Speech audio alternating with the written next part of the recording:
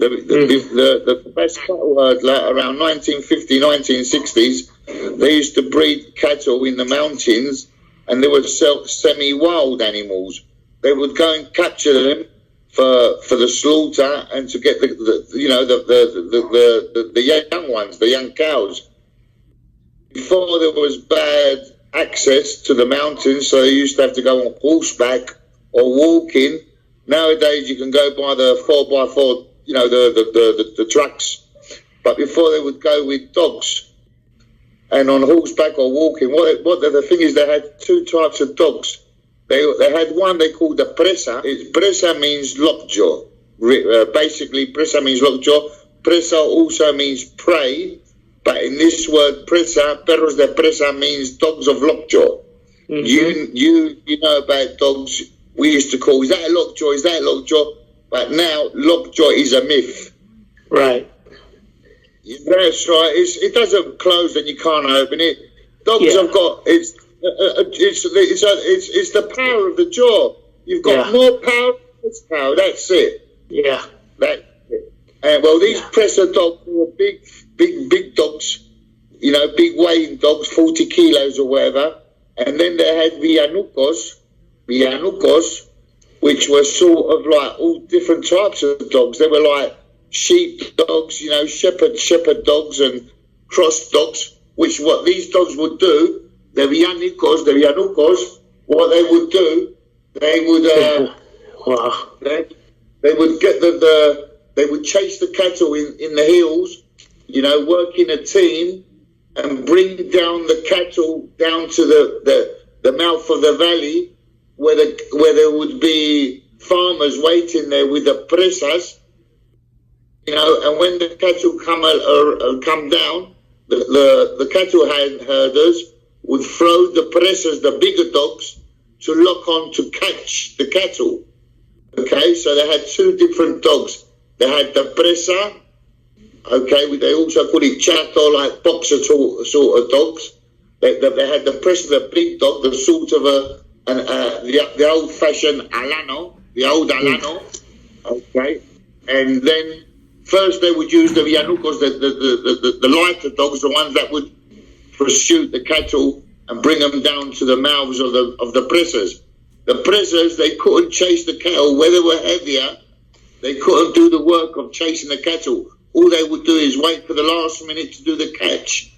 But around the 60s or late 60s, early 60s, 50s, late 50s, the best cattle herders and the ones of the regions, they started crossing the presas Vianucos, making, instead of having two dogs, making an all-round dog, which this dog is today's Viano de las Encartaciones. They crossed both dogs and they made what they comes today to be the Viano de las Encartaciones. A lighter dog, but a dog that would do both jobs. He would chase the cattle and at the same time capture the cattle. They go for the mouth, for the ears, they look on the neck. The cattle herders, when they had dogs that maybe at the cattle, they would go to the adders or somewhere else. Them dogs, where they were dangerous for the cattle herders would sell them or give them to wild boar hunters. That's why today, gradually, the herding with Vianos and catching the cows with the Viano dogs, we still do it. Okay, I must admit we still do it. But the methods have changed. There is different ways of capturing the cattle now, so you don't need to do that. But today, the Viano de las Encartaciones, where it is most seen, is in hunting wild boar. Okay. Mm-hmm. Yeah, here it's now, there's plenty of dogs that can't hunt wild boar. For example, one of the king dog in Spain for hunting wild boar was the Dogo Argentino, the Argentine Dogo. But that's been taken off the list now. I've heard they have problems with them. The Dogo is a very keen hunter. It's good while it's on the track, on the scent. It's good when it's on the catch. But once the prey is dead, they usually starts conflicts in between themselves and they start fighting. The Viano, where it's been bred, and it's always sort of worked in a team, they are very social dogs. The Viano has got the capability of sentinel. It finds the ball, and then it's very brave. And I've had a few dogs, upbreed dogs, and I've got a friend from the next village that he doesn't. He's not been practicing going hunting, but every now and again he goes out on a little walk and that. But a few of the dogs that I've given him have died at the end for the boars, because you've got big boars here and all, and you get a 120 kilo boar that's in a thorn bush. Boar's the king of the thorn bush. Although the dogs now, I've convinced them, they used to take the piss out of me, and my dog's not going with a vest on. Well, now I finally convinced them, and a lot of them they use, Kevlar vests for the dogs. I've got one dog, a pup of my bitch Chula. Chula's on the settee right now with my wife, and this dog, he has become the first rescue dog in the world with a qualified rescue dog in the world. He's a Basque man. Is his owner. He's also got a Belgian Malinois, but Iñaki, this man, one that does the rescue dog with the work, he is unbelieved. He cannot believe the qualities that the Viano dog has. He's been everywhere with it. He's done very important rescues here last Christmas and all, where a youngster went lost in the mountains. The dog is a 10 out of 10. And 2 years ago, when he went to do his, every year you have to pass tests to maintain the upgrade of a rescue dog. And they went to France, and the judge was a man from from Switzerland. He was not only a judge, he was a judge instructor. He was the one that teaches the judges. Anyway, there was 14 dogs that participated in the trials. There was 13 Belgian Malinois and 1 Viano de las Encartaciones. After the trials all occurred, the judge, they all got there with the dog handlers and the dog, they done a circle, and with a translator, the judge said, the dog that has best performed the trials and has seen best work, the best work, and he pointed to my dog. He pointed to the Viano, and he said, and I have never seen this breed. The Viano is unbelievable, the capacity that these dogs have. Very healthy. Iñaki, the one who's got Makud from the rescue, last week he told me that they've a vet that works with mushers, mushers, the ones that do races in the snow. And this vet woman, she works with needles, acupuncture and this, and she was looking at the health of the dogs. All the dogs that they looked in the rescue team, the only one that she said that was physically 100% fit was Makur, the Viano. The other dogs, she found something in them. The man that's got the rescue dog, he's been in the rescue world for about 40 years, 35, 40 years. And, when I told him, the Viano, when you've got a Viano, your next rescue dog is going to be Viano and all. And he says, I don't think so, Nico. I've never, ever repeated of a dog breed. And now he clearly says his next dog will also be a Viano, including, I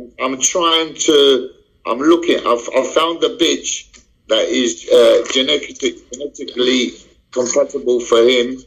And when he's got 2 dogs, he's got a Belgian Malinois, who is also a rescue dog. He's 12, but once he dies, I'm going to try, and Iñaki's Viano Makur, the one that is the first Viano de las Encartaciones, the first one to be a rescue dog that can work anywhere in the world, and I'm going to try and let his second dog will be a son of his dog. So I found a bitch. When Iñaki is ready for his pup, we will cross his dog, but no money involved. Or everything to do with money with dogs is, if you make money with dogs, it's because you're a businessman.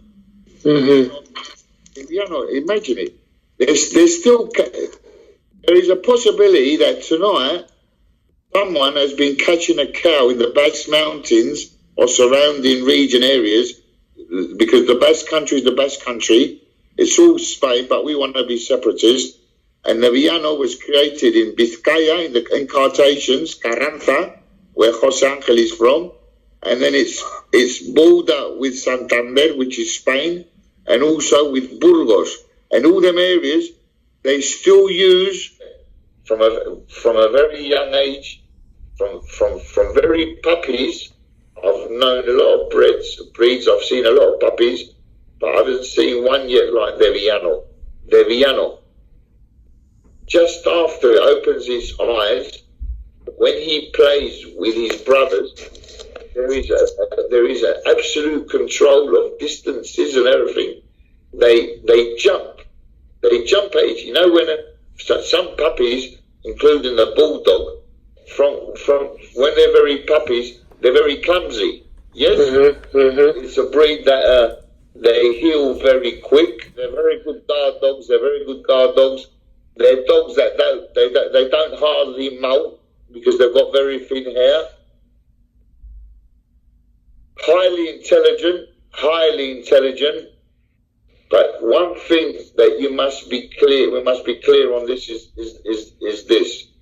This breed wasn't made by someone like you and me, fanatics of the dogs, and let's try and do this and let's try and cross that. No, these dogs were done by selectivity. They were tools in the farmhouse. They were tools in the farmhouse to catch the cows, yes? Okay? And the ones that were good, they're the ones that kept breeding with. If they had a fool, they would not breed with him.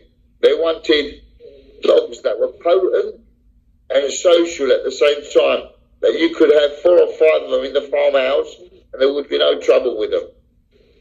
Right. So it's a dog that has been more than bred for how can I say, for hobby.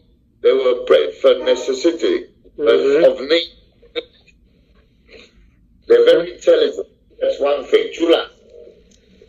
I've seen some mean motherfuckers, Vianos, man. I've seen some beasts, but they, with good training, they're basically overall. They're a good, social, guarding, potent dogs. Social. They're very socialised. But there's always one example. There's always one or two, like in all breeds, Yeah, absolutely. I remember in Sensor, between males and females, they reached to a position that there was only 80 examples of these dogs. Wow. But now we've got about 400, nearly 500 registered in the genealogical book of the Viano. So we've got, it's in Europe, it's still classed as in danger of extinction. In fact, there is a dog in South America, which his origins are similar, because my beliefs is that Viano has, from these presser dogs, these presser dogs in the 50s, these lockjaws, I believe them dogs back in them days had in their genes, had blood in their genes, they had, in their blood run the genes of the old Spanish Alano. The old Spanish Alano was a dog that gave foot to many a breed. For example, the Great Dane and other dogs, the Alano, the ones that went to America with the conquistadors, you know? Mm-hmm.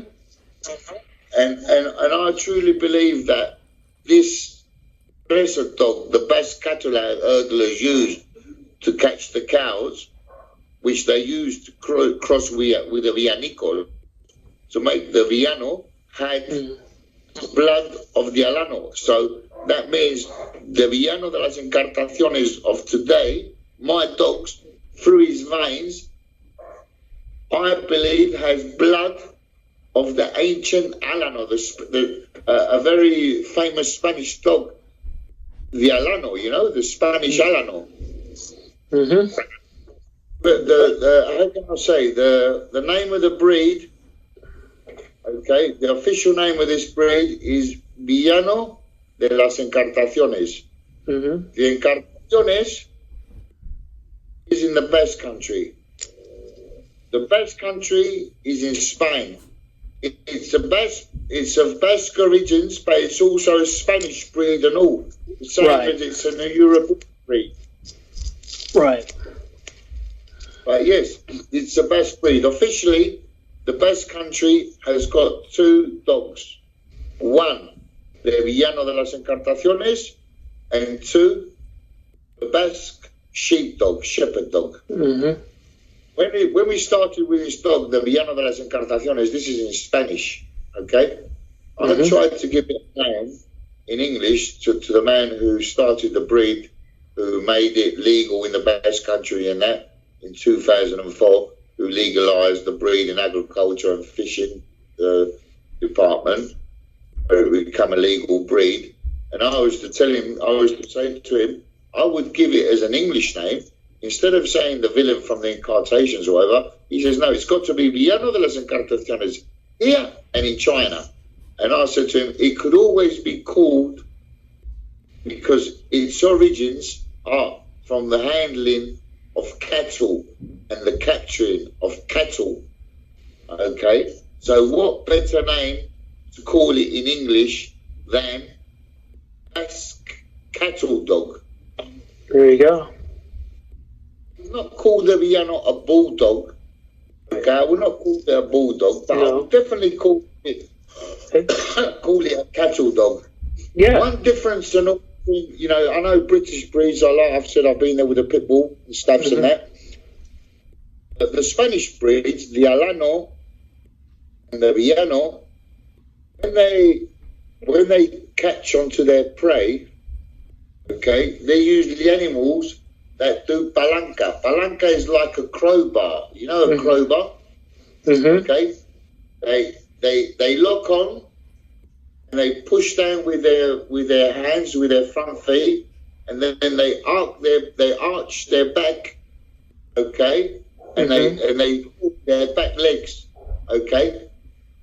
They're only holding.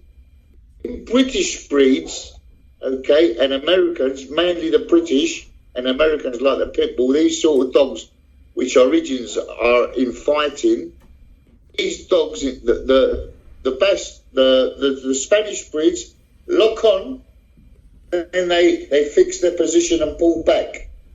What does the English dogs do, or the pit bull? They lock on, pull back, but they do this. Shake, yes? Absolutely. Saying the Viano doesn't shake, but if you usually see, for example, hunting, and 3 or 4 or 5 Vianos have caught onto a boar, you would see that they're hanging onto it, but they're not shaking it. See, it's very the Viano is a dog that it's got to come out of these frontiers. It will come out. It's a very social dog. The one that we've got in rescue work, he usually goes to schools, with the children and all that, and the dog's fabulous with the children. And we're talking about a 37 kilo dog, which is it's not a little dog. It's 37 kilos. It's a recognised breed. It's recognised in Europe. We were going to the breed is. The ones that are managing the breed right now is the national club of the Viano de las Encartaciones, which I'm involved in. I'm one of the members in the thingy, and we do everything that is asked from us from the best government. Okay. We were at first, initially, we were with the Real Sociedad Canina Española. You know, the ones we were with them, but you know, in the end, we went by ourselves, and we're the ones that have got the geological book. It's called, yes. You can always give advice on someone who wants to breed a dog and say to them, look, we've got these dogs, you know, that are capable to breed with yours. They haven't got no blood relationship or whatever it's called. And now, before, it's always been tradition to clip the ears of the dogs, to crop their ears. That's all over there. Most European countries, besides the Eastern European countries, have outlawed the cropping of the ears, huh? That's right, and tails. That's right. And the dog, which I think is absolutely wrong. And I'm not part of the way that some farmers used to do it to their dogs. Get a pair of scissors and cut the ears. No, I'm not. We're not in 1300. We're in 2018. And today it doesn't cost you nothing to sleep the dog, cut it with a scalpel, and sew it with stitches. It doesn't cost you nothing. And the dog does not suffer at all. You know the problems they're gonna. You know what problems they're gonna have with the boxers. The boxers. I had a friend in London. He didn't want to cut the dog's tail off because he felt sorry. He didn't want to do it. He thought it was cruel. So he left his boxer with a long tail, and his boxer used to break his tail 4 or 6 times a year. You used to see him bandaged up. The boxer is constantly moving his tail. Even when a boxer, which all boxers got their tails cut off, but even his stump, when you say, hello boy, who's a good boy? And you see the boxer and his fucking tail's giving it up. You know? And what happens? You cut that tail off, and that dog's moving his tail all over the place, and he'll lit it here and he'll lit it there. What I've been doing for many years is choosing dogs with the ear to be short. Instead of having long ears, been choosing them to having short ears. Back in the day, they wouldn't look at this because the Viano, it was a working dog for the cattle, and they used to cut the ears when it was a puppy. They would make a fire. They would make a fire with some wood. They would get the pups. They would get a bit of wood, heat the blade up, cut the ear, and then with a bit of ashes that have made from the fire, sprinkle the ashes on the cut ear, because ash it's called, isn't it? Ash, yeah, they're from wood. Ash, it seals the scar. It's you understand? And they would do that. The reason they crop the ears, because here in the north, the mountains have a lot of thorns and bad vegetation. That's one of the reasons. But the main reason really is when the dogs are locking onto the prey, okay, they've got enough trouble locking onto the cattle or the boar, and if you've got untold ears in the way, accidents always happen, and they lock onto the ear, and they, you know yourself, if an ear breaks like this, it's very bad to stitch and everything. It's tradition to cut their ears. A lot of them say, no, it's not for aesthetic, it's not for good looks, but a lot of them do like the Viano with the cut ears. A Viano with his ears cut is more of a potent dog. He looks more aggressive and everything, you know. But mainly it was to do with that. I've heard in some parts in France back in the day, I've heard that dogs, they used to have to pay taxes on the dog. Dogs were how can I say, if you was a normal person and you wanted a dog, you know, to be as a pet, you would have to pay taxes as a lujo, as a how's lujo, an item of value. You know, how can you know? Right. And you would have to pay a certain tax for that dog. You know, an item of an expensive item. You look at the dog as if it was a car or a yacht, something like that. So you would have to pay a certain amount of taxes. Now, if you was a farmer and you had dogs as a working tool, okay, you didn't have to pay taxes. Okay? And how did you know which dogs were working dogs and which dogs were pet dogs? Usually the working dogs had all their ears cropped. Okay. Now, I've heard that. I don't know if it's true or it's Smith. All I'm